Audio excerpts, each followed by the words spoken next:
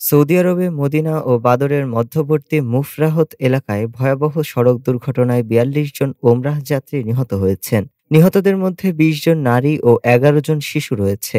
দুর্ঘটনার সময় অধিকাংশ যাত্রী ঘুমিয়েছিলেন বলে জানিয়েছে ইমিগ্রেশন কর্মকর্তারা। বাসটি একটি ট্যাঙ্কারের লরির সঙ্গে সংঘর্ষে নিয়ন্ত্রণ হারানোর পর আগুন ধরে গেলে হতাহতের সংখ্যা আরও বাড়ে। হতাহতদের মধ্যে মাত্র একজন জীবিত আছেন। নিহত সবাই ভারতের হায়দ্রাবাদের বাসিন্দা। সোমবার ইন্ডিয়ান এক্সপ্রেস জানায়, দুর্ঘটনার পরপরই উদ্ধার কাজ শুরু হয় এবং আগুন নিয়ন্ত্রণে আনতে দমকল কর্মীরা দীর্ঘ সময় চেষ্টা চালান।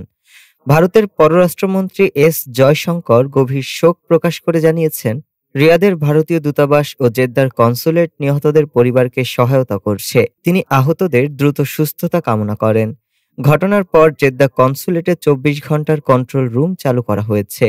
তেলেঙ্গানার মুখ্যমন্ত্রী রেভান্ত রেড্ডি প্রশাসনকে বিস্তারিত তথ্য সংগ্রহ ও মনিটরিংয়ের নির্দেশ দিয়েছেন। হায়দ্রাবাদ এমপি আসাদুদ্দিন ওয়াইসি আহতদের চিকিৎসা ও মৃতদের দ্রুত দেশে ফেরানোর বিষয়টি কেন্দ্রীয় সরকারের কাছে তদারকির আহ্বান জানিয়েছেন। সৌদি আরবের হজ ও ওমরাহ মন্ত্রণালয় স্থানীয় কর্তৃপক্ষ এবং সংশ্লিষ্ট ওমরাহ অপারেটরদের সঙ্গে সমন্বয় করে ভারতীয় কনসুলেটর টিম দুর্ঘটনাস্থল ও হাসপাতালে কাজ করছে।